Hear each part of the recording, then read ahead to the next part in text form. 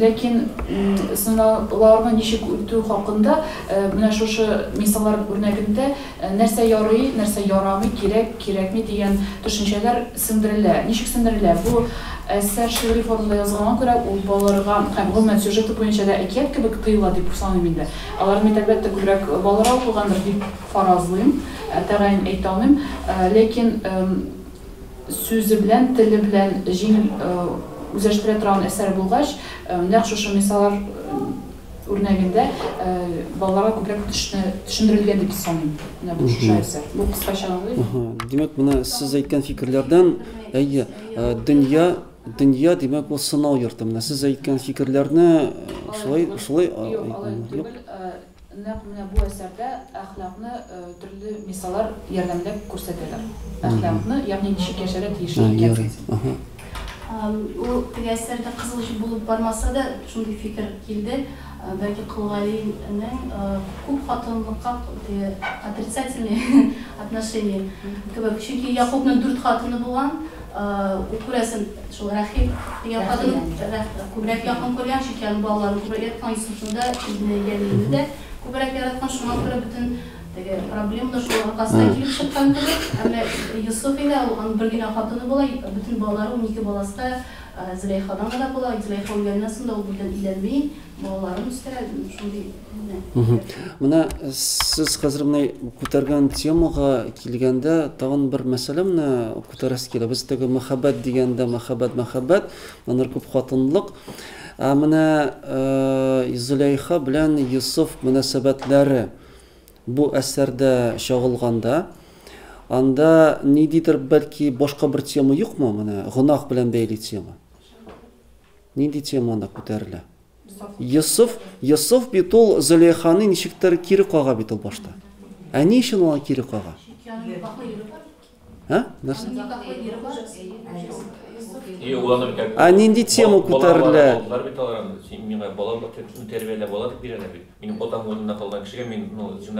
Юк, ни өчен Юсуф аны кире кага? Менә дөрес. Димәк, монда ул тема бәлки турыдан-туры күтәрелмәсә дә, сүз әйтелмәсә дә, ләкин бу әсәрдә мәхәббәт проблематикасы аркылы кешеләргә тагын бер әхлакый проблема күтәрелә, менә гынах турында әйтелде монда. Димәк, бу Юсуф ул бит кеше бит инде. Кешегә бит инде ничек менә хатын сиңа әйтә, мин сине яратам, ул аны кире куя. Ягъни монда димәк килеп чыга, Юсуф ул шул хәтле иманлы кеше була, ул зинадан курка. Ул бит әйтми Зөләйхага, син ямсыз, син тегенди, монды. Бәлки аның да хисләре булган, ләкин ул иң беренче монда зина кылудан курка. Шуңа күрә менә бу гынахтан курку, монда зинадан курку, зинага якын килмәгез. Коръәндә дә бит бу андый тема бар. Димәк, бу әсәрдә дә кешеләргә сеңдерелә теге бер шундый әдәпле шундый проблематика. Ул бит актуаль мәсьәлә хәзер дә элек вакытта. Менә тәкәбберлек дип әйттеләр, монда ачыклап кына килгән.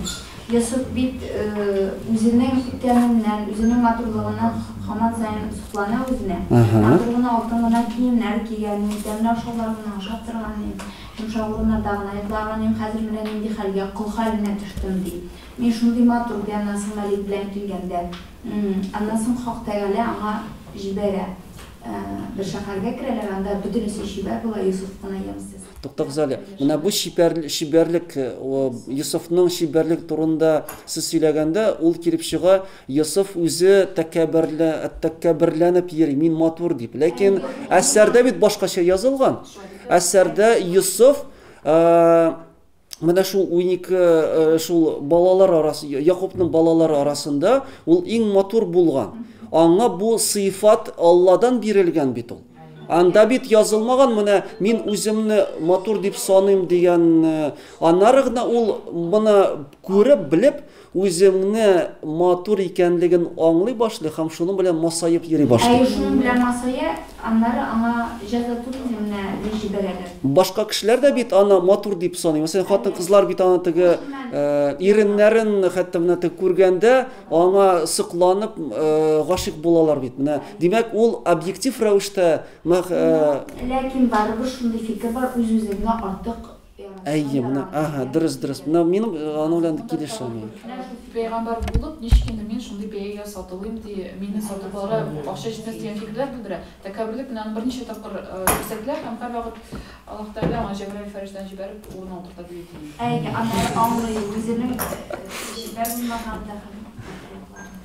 Ярый, демәк, тагын нидә фикерләр бар менә дидактик проблемалар тагын. Монда әйтәләр, что вот Якуб күбрәк яраткан Юсуфны, мин уйлыйм да, ул Якуб уже пәйгамбер булган, ул белгәндер, что Юсуф инде авыр хәлгә төшкән, ул аны может жәлләгәндер. Может, шуның өчен икенче балалары аларның как бы тигез яшәгәннәр бит. Шундый җәзалар күп күрмәгәннәр бит. Менә шундый, ярый, менә шул мәсьәләгә килгәндә шундый сезгә сорау.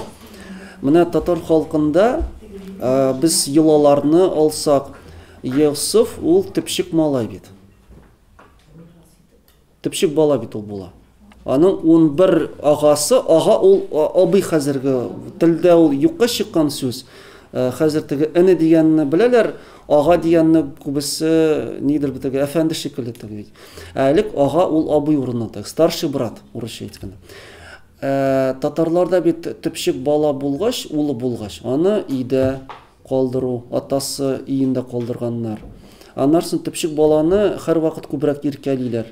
Аны теге аның өлкән бер туганнары да карап торалар, ата-анасы да. Димәк, монда бәлки теге атаның артык аны яратуда ниндидер объектив, психологик ниндидер үзенчәлекләр бар. Кеше төпчек баланы күбрәк ярата. Ул бит пәйгамбәргә хас, безне тормышта да ул бит нәрсә бар. Татарда булган ул теркәлгән. Ул хәтта татарда гына түгел, казахларда да, нугайларда да, күчмә халыкларда чынлап та төпчек бала улы. Төпчек ул. Ул һәр вакыт ата йортында, йорт дигәндә тирмәдә теге, йортында калган. Аңа мирас бул. Өлкән булган балаларны, абыйларны аерып чыгарганнар йорты белән. Төпчек бала бит әтиләрен караган ул. Әйе, димәк, монда объектив ниндидер нигез бар моңа. Без теге пәйгамбәрне гаипләп торасы юк, моны бу баланы күбрәк ярата һәм ул гаипле. Димәк, монда объектив ниндидер иҗтимагый, икътисади, башка төрле сәбәпләр булган. Алар икесе дә пәйгамбер булганнар.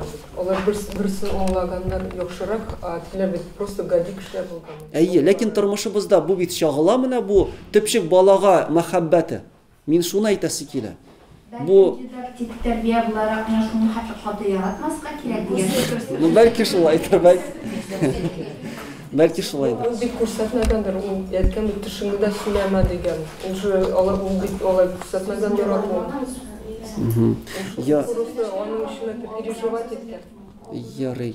Димәк, әйдәгез без 3нче сорауга, 3нче тезиска күчәбез. Менә соңгы вакытта гына 90нчы еллар башыннан гына бу әсәргә башка яктан карый башлыйлар. Һәм мин уйлыйм, бу караш, бу фикер әле фәндә дә урнашып бетмәгән. Һәм бу әсәрнең тамырларны да ачыклауда әле әс игътибар бирелә. Юсуф кыйссасы ул дини әсәр һәм дини яктан гына аның сюжетын чын мәгънәсен аңларга була. Менә сез шул тезис белән килешәсезме, юкмы? Бәлки килешмисездер. Әйдәгез шул турыда сөйләшик. Әйе. Күгәле әсәре кешеләр ярата, чөнки ул кергәндә сөйләгән сюжетта тояна.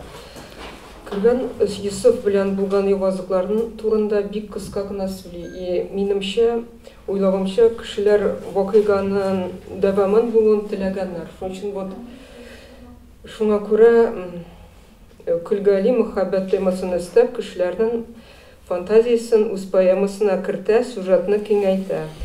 Кергән кешене яхшылыкка, түземлеккә инди. Ул чорның башка әсәрләре дә бар, ләкин алар алай ук популяр түгел, чөнки алар кергәнгә тоянмаганнар.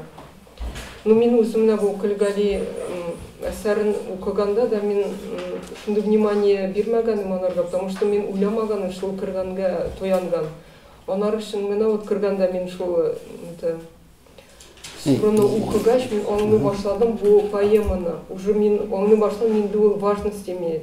А мен просто оқып кына чыккан, мен аңламый оқыдым. Только кіргәнне оқыгач кына мен аңлый башладым бұл менә Ярый, идегез башка нинди фикерләр бар? Просто үземнән шулай фикеремне.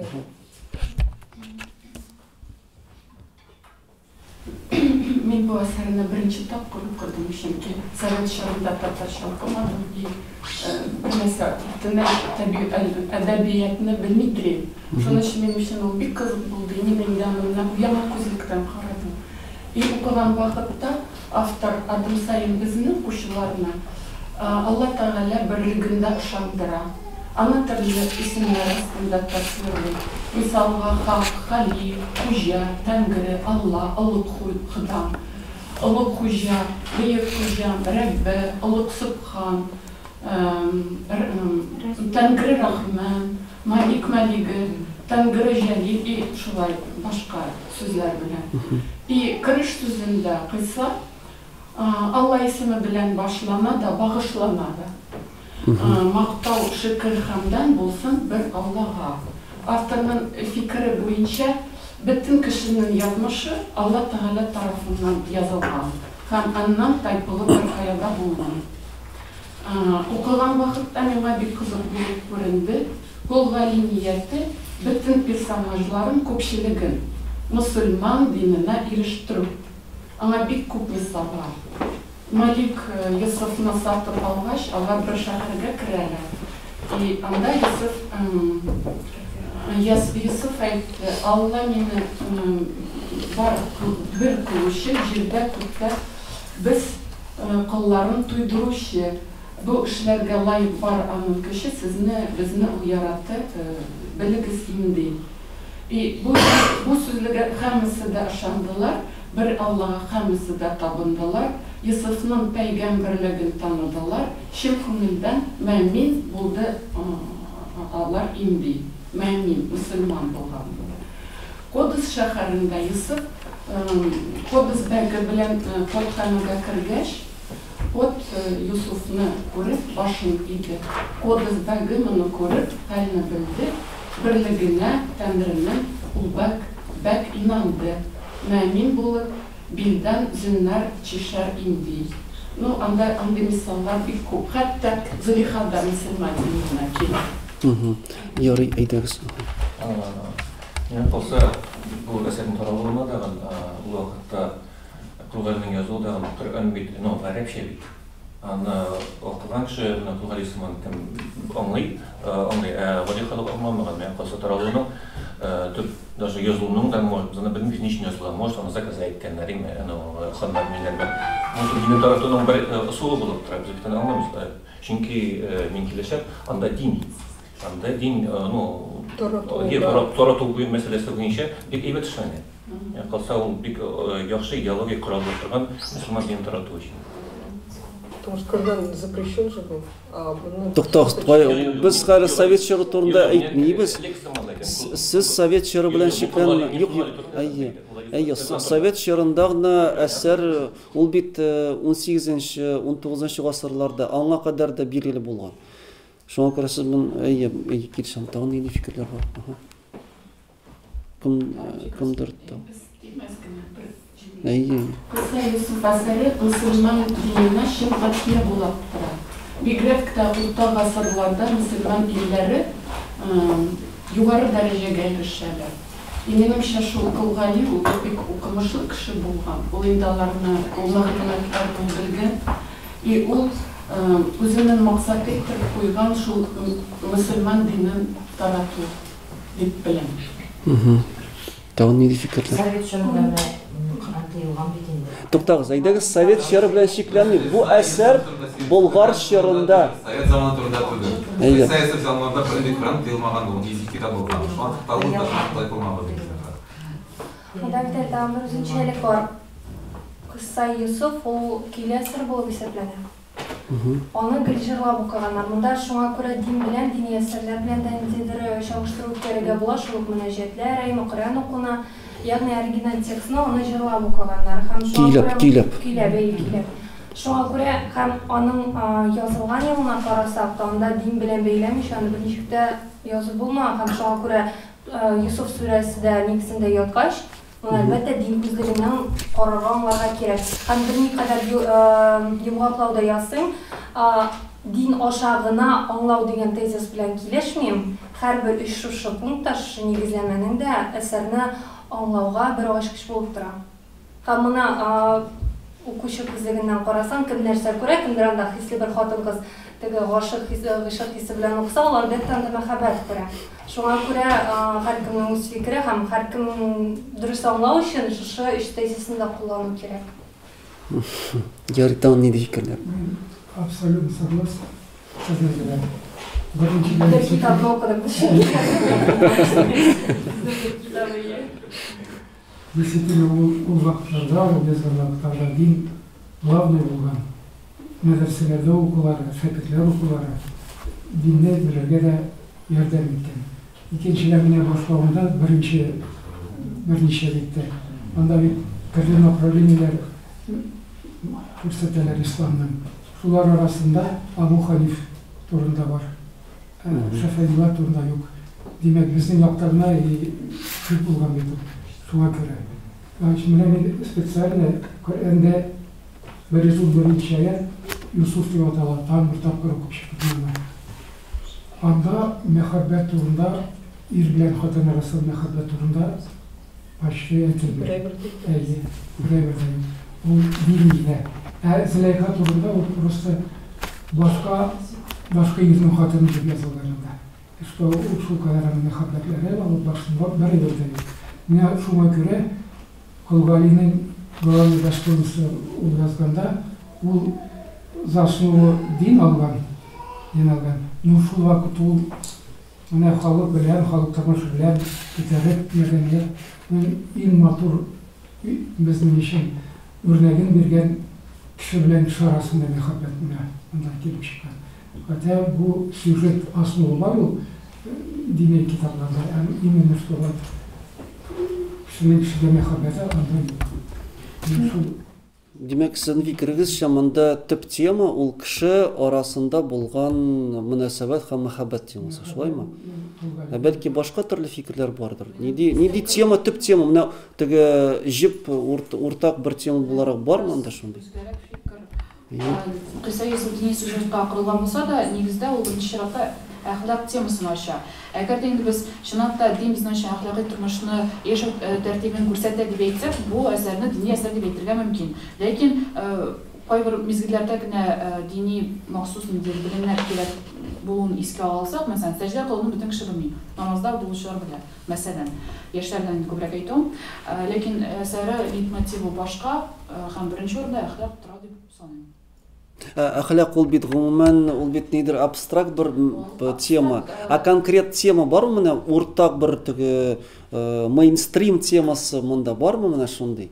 Төп тема. Без бит әйтик, менә сабырлык, аннары көнчелек, гайбәт, анда явызлык кылу өчен җәза алу, матурлык. Biz sanat dikən praktik tərbiyə biru. Ул бит диндә дә шулай дин. Масаймаска, әхлаклы булырга, сабыр булырга, үзеңне яратмас, артык яратмаска кушырга, әйтәйдән соң файда белергә.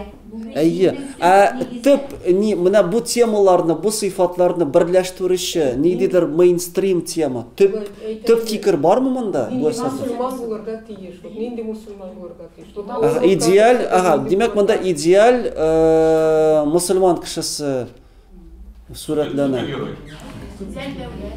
Идеаль. Шуннан менә иманны саклагыз, бу нәрсә дигән сүз?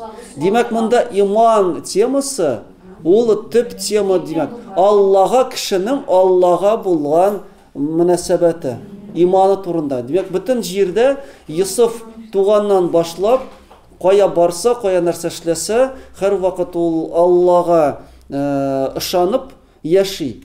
һәм ул беркайчан да кешеләргә Үзенең күз югына югалтмый. Ни өчен ул беркайчан да менә аңа мәсәлән агалары, абыйлары хыянат итә, ул аларга хыянат йөзеннән үч алмый. Анар ни өчен ул төрмәгә эләгеп анда сабырлык кичерә? Менә бу ни өчен шулай эшләнә? Бөтенләй Аллага ышанган, үзен Юк, Аллага ышанучылар күп, ләкин Алла ышанучылар алар кылыч белән, һәм джихад дип чыгалар. Кылычларга да сиңа бит Алла бөтенләй берне бирә. Нигә кылыч белән үзеңә йөрергә? Синең өчен Алла эшли бит. Нигә үзеңә кышны кыйнап йөрергә?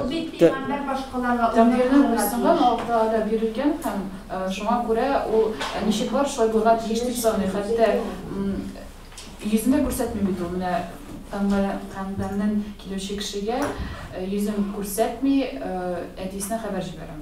Чөнки ул анда утырып торырга тиеш дип саный. Монда без барып тик нәрсәдән бәхәсләшергә мөмкин, чөнки иман, әхлак төшенчәләрен һәркем үзенчә барып кабул итә. Гомуми төшенчәләр бар, аңлатмасы бар. Ләкин һәркемнең үз кысалары, үз күз аллавы, шуңа күрә без бәхәсләшсәк, менә шул монда беләсезме, бу әсәрне аңлар өчен безгә динне, ислам динендәге булган фәлсәфәне аңларга кирәк. Менә татар телендә дә Аллага тапшырдым дигән бар бит сүз. Менә ул гарәпчә тәвәккәллек кылу. Менә бу әсәрдә Йосыф пәйгамбәр һәр кылган гамәлне ул аны тәвәккәллек кылып эшләргә тырыша. Тәвәккәллек ул Аллага тапшыру. Ягъни менә мин нәрсәдер эшләсәм, нидер гамәл кылам икән, мин аны Алланың теләге белән ничек Аллаһ Тәгалә кушкан, мин аны шулай эшлим. Әгәр дә авырлык килә икән, мин түзәм. Теге авырлыктан соң җиңеллек, Коръәндә андый бар сүз. Һәм һәр нәрсәне ул кылганда, ул һәрвакыт Аллага тапшырдым. Кыйга төшерәләр, Аллага ул бит әйтергә мөмкин иде, менә мине коткарыгыз тегеләй булай. Юк, ул Аллага тапшырып, анда сабыр итә, аны коткарып алалар. Анарсын төрмәгә, зинданга утыргач, ул анда Аллага тәвәккәллек Аллага тапшырып, аннан чыга. Менә бу тәвәккәллек темасы, димәк, Аллага ышану тормышыбызда һәр вакыт нидер проблема килә икән, нидер мәшәкать туа икән, бәхет килсә дә безгә Аллага тапшырып яшәргә кирәк. Тәвәккәл итәргә. Аллаһ там әйтә, сез бит белмисез, нәрсәне мин беләм. Может быть, вот начарлык ул яхшылык белән превратится, да? А яхшылык, может быть, это даже начарлык була сезгә. Сез аны белмисез, мин беләм дип Алла әйтә. Сезгә берәр начарлыкны төрмәгә утырды ул, һәм ләкин аннан соң патша булды, да? Берәр ничек качса төрмәдән, может, ул шулай калыр иде. Һәм менә мин инде менә сезгә монда экраннарга да чыгарган идем. Тагын менә шушы теманы дәвам иткәндә, микрофоннарны сүндереп куйсагыз яхшы булыр. Теманы ачыклаганда шундый бер мәсьәлә туа. Бу әсәрнең әдәби чыганаклары. Каян бу әсәр килеп чыга, ничек барлыкка килә, һәм менә әйтергә кирәк, бу әсәрне өйрәнүче галимнәребез исемләрне атап тормыйм, чөнки аларга теге гайбат булмасын, теге Йосыф пәйгамбәр бит гайбат таратмаган, шуңа без дә монда гайбат таратып утырбак инде шул. Бар һәр хәлдә андый факт бар.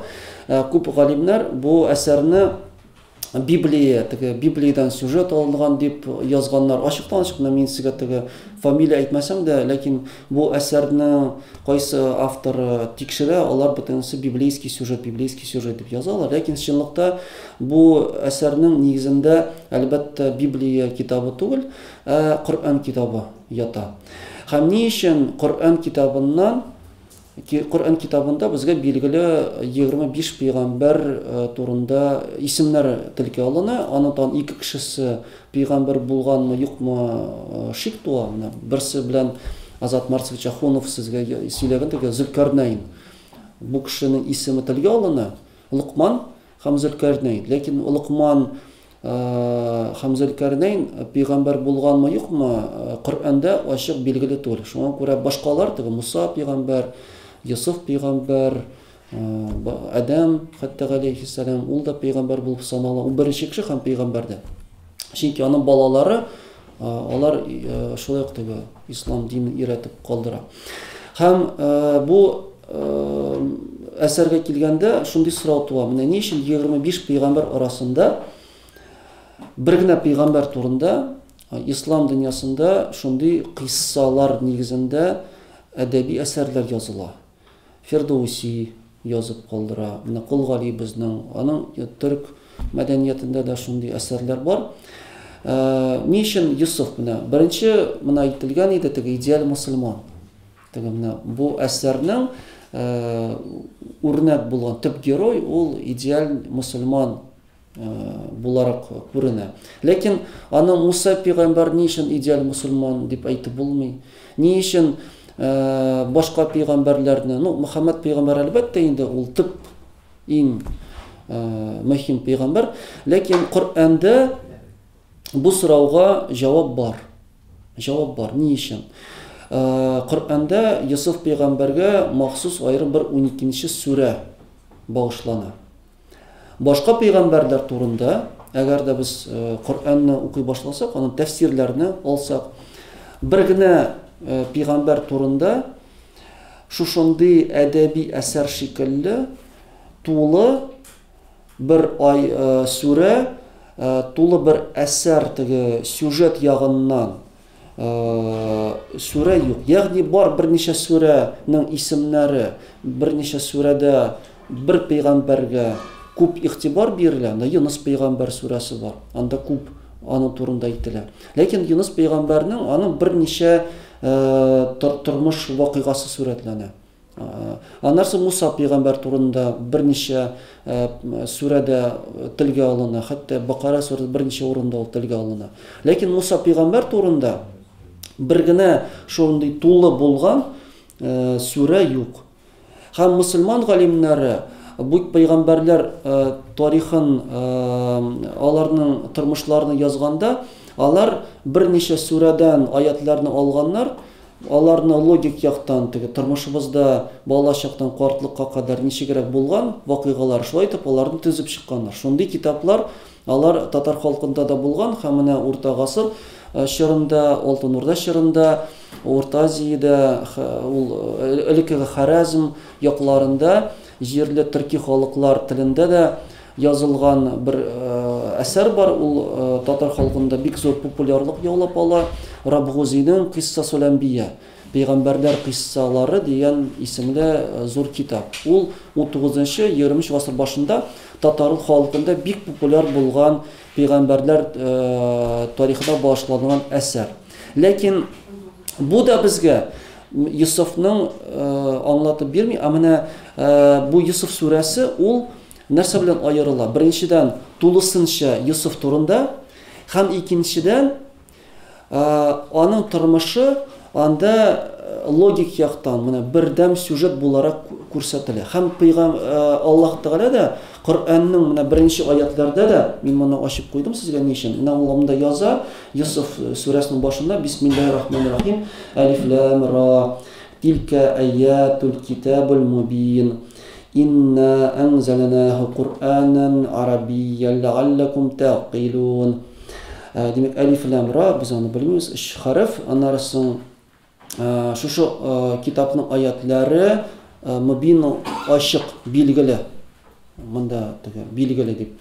Шуннан соң чынлап та без Qur'anны гарәпчә иңдердек сезгә.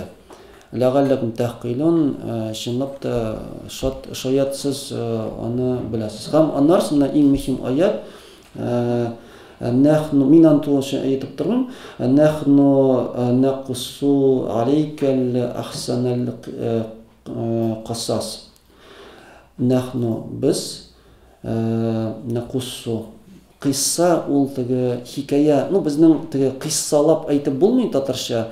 Демәк, хикаялап, татарча шулайрак мәгънәгә. Демәк, без сиңа бу пәйгамбер сүз бар иде. Без сиңа иң матур ахсана ул хасан дигән сүзнең теге превосходный формасы белән талашник була инде теге ахсана ул хасан ул матур яхшы һәм ахсана ул иң матур иң яхшы менә димәк біз сиңа менә шуш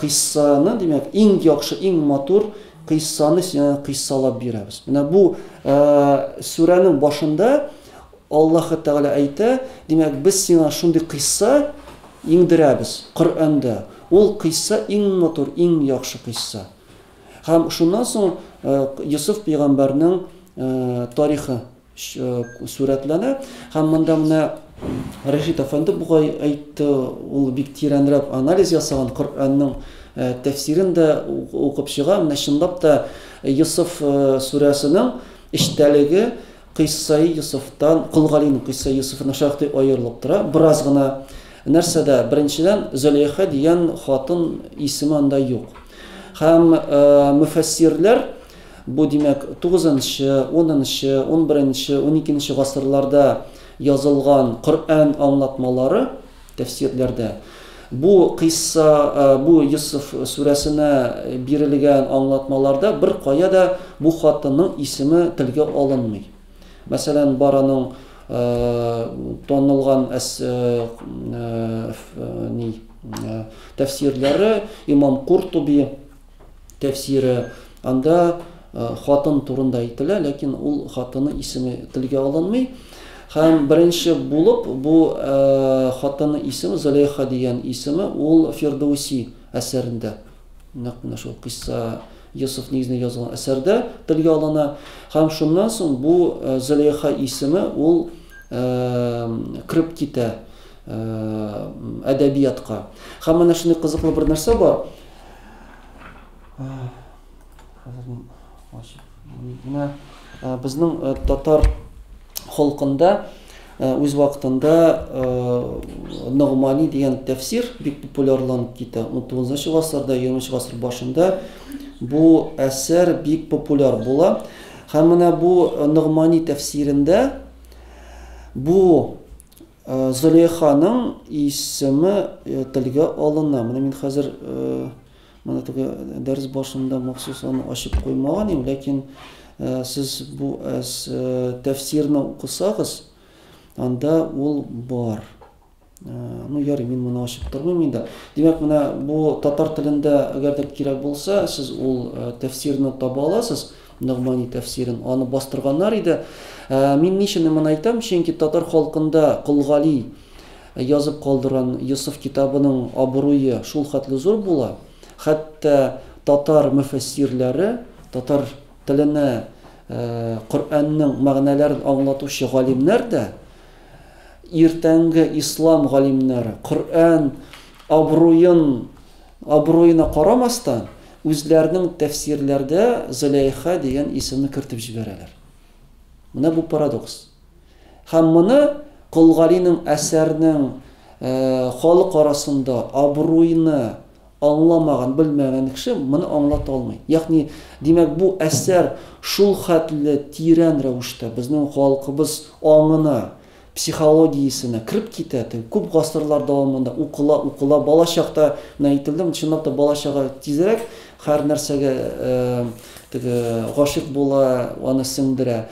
Димәк, бала чактан укылган әсәргә шул хәтле мәхәббәт зур була. Хәтта татар галимнәре татар тәфсирләргә Зөләйха исемен кертеп җибәрә. Ләкин чынлыкта аның исеме бер кая да ислам чыганакларда юк. Аның каян килеп чыккан дигән сорау килгәндә, монда галимнәр инде сорау тапканнар. Библиядә бу әсәр, бу Йосыф пәйгамбәрнең тормышы шулай чагыла.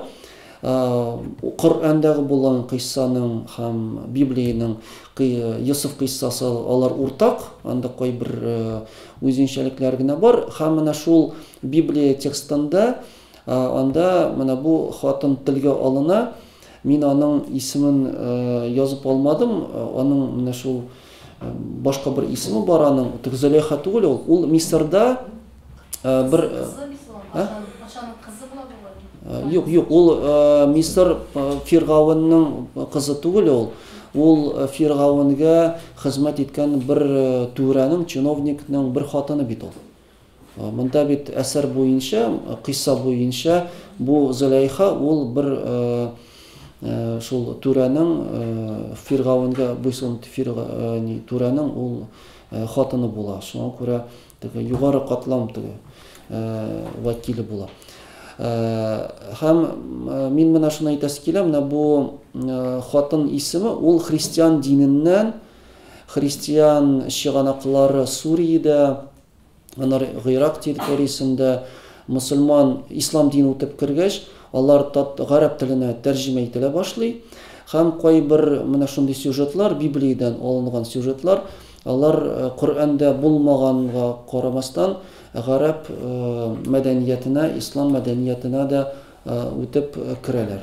Һәм менә бу, димәк, шул хатын исеме үтеп керә. Һәм икенче бер нәрсә, Коръәндә чынлап та анда Йосыф белән Зөләйха арасында зур мәхәббәт булган дигән нәрсә юк. Чынлап та Кылгали Фирдауси әсәре мисалында, үрнәгендә бу мәхәббәт темасын күпертеп күрсәтә. Теге романтик төсмәрен бирер өчен, шуңа күрә Коръәннән аермалы буларак, чынлап та мәхәббәт тематикасы монда күбрәк бирелә. Ләкин Кылгали мәхәббәтне физик мәхәббәт түгел, теге ир белән хатын арасында булган йоклау түгел, ул аны ир белән хатын арасында булган мәхәббәттә, атасының улына булган мәхәббәттә, кешенең, мусульманның Аллага булган мәхәббәт буларак, теге шундый зур мәхәббәт төрле яктан аны күрсәтә. Шулай итеп, аның мәхәббәт темасы монда төрле урыннарда, төрле яктан күрсәтелә. Теге мәхәббәт кешенең тормышында никадәр зур роль уйнаганын ул аны инде үзе язучы, автор буларак безгә үзе күрсәтә. Һәм тагын Коръәннән аермалы буларак бу әсәрдә тагын бер тема бар. Ул Коръәндә юк. Димәк, монда кайбер менәләр теге шәһәрдән шәһәргә йөриләр. Коръәндә менә бу Канган дигән урын турында бик әз әйтелә. Аларында Кудс, теге Кудус, ул Иерусалим хәзерге шәһәр, изге шәһәр инде була. Алар турында шулай ук бу әсәрдә күпертеп языла. Теге Коръәнне ачып карасак, Йосыф сүрәсен, анда бөтенсе кыска конкрет рәвештә бирелә. Ләкин тешләр, шул гына теге теш күргән, башка шундый нәрсәләр алар Коръәндә бар. Теге теш тематикасы ул бу әсәрдә зур роль уйнап тора. Тешләр төрле урында күрсәтелә бит инде. Ләкин теш тематикасы Коръәндә бар. Менә төрле шәһәрләргә йөреп, анда нидә маҗаралар булган, менә бу мәсьәләгә Коръәндә әзрәк игътибар бирелә. Шулай итеп, кайбер урыннарда бу мәсьәләләр алар күпертеп күрсәтелә. Һәм тагын шундый бер үзенчәлек, монда чынлап та ислам темасы ул менә безнең Ханафи мәзһәбенә бәйле бирелә. Ягъни Кылгали үзе безгә ачыктан-ачык шуны күрсәтә. Безнең ерак бабаларыбыз, алар Абу Ханифа мәзһәбендә булганнар һәм Ханафи мәзһәбендә булган абруйлы чыганаклар, ислам чыганаклары бу әсәрдә чагылышалар. Чөнки Кылгали үзе укымышлы кеше буларак Ханафи мәзһәбенә хас булган китапларны, абруйлы галимнәр хезмәтләрне укыган, белгән һәм алар фикерләре белән ислам дине бездә булган. Шуңа күрә бу әсәрдә ул мәсьәлә бар. Ниндидер фикерләр, өстәмә әйтелмәгән сүзләр бәлки бардыр, тәкъдимләр. Ничектер 60 ел үткәч, ничәдер ел үткәч, күпмедер вакыт көтеп тора акча. Кешеләр ул вакытта ничә ел яшәгән? Юк, мифик какой-то вакыт. Беләсезме, вакыт тематикасына килгәндә, беренчедән Аллаһ ышанган кеше өчен Коръән сүзе ул һәрвакыт абруйлы. Монда аның теге берничек тә шик тудырасы юк, чөнки шикләнә торган кеше ул күферлеккә төшәргә мөмкин. Инде конкрет вакытка килгәндә бу вакыт белән бәйле түгел мәсьәлә түгел, ул сан белән бәйле. Моңа галимнәр игътибар иткәннәр, мин бәлки моны әйтмәгәнмен. Бу әсәрдә вакыт үлчәме ул билгеле булган саннар белән бәйле. Һәм ул саннар халык арасында ниндидер символик мәгънәгә ия була. Без аны белмибез каршы. Теге менә татар халкында бар бит, теге 7 көн үткәрү, 40 көн үткәрү каян килеп чыккан ул? Мин мәсәлән хәзер бу турыда әйтеп тормыйм, мин бу мәсьәлә белән шөгыльләндем һәм бу мәсьәләгә үзем өчен җавап таптым. Аның чыганаклары да бар. Ләкин ни өчендер менә борынгыдан халык арасында теге 7 чишмә, 7 саны татар халкында ниндидер символик мәгънәгә ия. Ислам динендә дә ул бар. 7 кат күк, 7 җәннәт дәрәҗәсе, 7 җәһәннәм дәрәҗәсе.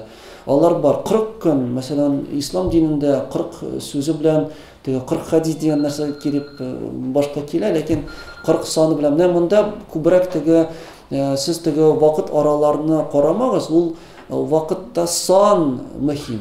Символик мәгънәсе аның символик яктан башка төрле нәрсә. Символизм да бар. Саннарда символизм. Һәм бу символизм ул нигә дә кирип китә теге шул сюжетка. Мәсәлән, Йосыф төпчек улы дип әйттек, ләкин Якубның 12 улы булган. 12 саны шулай бит нидер шундый теге бик популяр сан теге 12 саны. Һәм яһудләрдә дә менә бу яһудләргә үтеп кергән, ахырсы яһудләрдән, чөнки яһудләрнең менә бу 12 улыннан, Якуб пәйгамбәрнең 12 улыннан ниләр килеп чыга, кабиләләр, яһуд кабиләләр. Алар Бану Исраил дип атала. Исраил ул Коръәндә дә, Библиядә дә телгә алынган Якуб пәйгамбәрнең бер кушамат исеме. Теге кушамат дип әйтсәк дөрес булмас, там бер икенче исеме теге дәрәҗәсен күрсәтәгән. Һәм шуңа күрә аларны Бану Исраил, теге аны тәрҗемә иткәндә әйтергә була Бану ул Исраил уллары, ләкин монда гарәп теленнән әйтсәк бу Исраил кавымнары. Теге Исраилдән килә торган кавымнар, теге потомки. Монда татарча, русча потомки Исраиля, теге Якова. Һәм шул вакытта племена из потомства. Потомство дигәндә теге Бану, чөнки гарәпләрдә ул теге Ибн улы дигән угыл исем сүздән.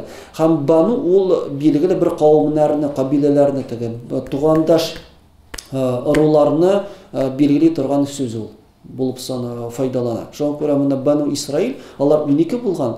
12 кабилә. Һәм шул 12 кабилә алар Мисырдан чыгып китәләр. Теге менә Муса алейхиссалам вакытында да була бит. Фиргавн аларны куып җитәргә дип диңгезгә барып җитә.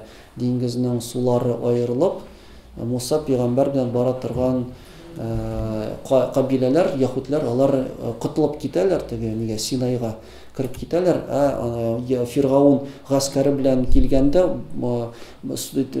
диңгез сулары кушылып аларны батыра. Һәм аннан Муса пәйгамбәр тауга, Тур тауына барып җитә, тауга күтәрелеп Алла белән сөйләшә, аңа анда таш табаклар бирелә, теге Таурат китабының беренче ниләре. Һәм ул төшкәндә 40 көннән соң төшә, таудан күрә ул азат иткән Мисырдан чыгарган аның кабиләләре, алар алтын, көмешне җыеп, алтыннан кичкенә бер үгезгә, теге бузауга шаган бер пот ясыйлар. Һәм шуңа табына башлыйлар. Һәм шуннан соң аның ачуы килеп, ул аларны теге нигә җиргә бәрә, һәм шуннан соң булар сіз Алла белән булган килешүне, гахетне бозгансыз дип, ул шактый нык борчыла һәм шуңа күрә аларга җәза да бирелә. Сез менә шул Мисырдан чыккан кешеләрдән 2 кеше генә сезгә вәгъдә ителгән җиргә барып җитәрләр, канган җиренә, канган. Калганнары бөтенесе үлеп бетә. Алар шуңа күрә чүлдә анда йөриләр.